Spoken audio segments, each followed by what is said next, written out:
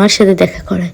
এই দেখো মা মানে লাজবাব, এসেই রান্নাবান্না চালু করে দিয়েছে, আমরা এসে খাবো। তাই ভাবলাম মাকে একটু হেল্প করি বলতে মা বললো ওইটা দে তো, তারপরে দিলাম।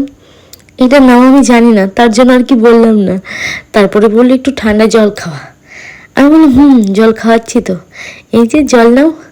আর কোনো হেল্প করতে পারলাম না ঠিকই, কিন্তু এই ছোটো ছোটো হেল্প করি, খুব ভালো লাগলো। মা বললো আমি না আসার সময় আজকে একটা বিস্কুট নিয়ে এসেছি, মমস ম্যাজিক, সত্যি তাই।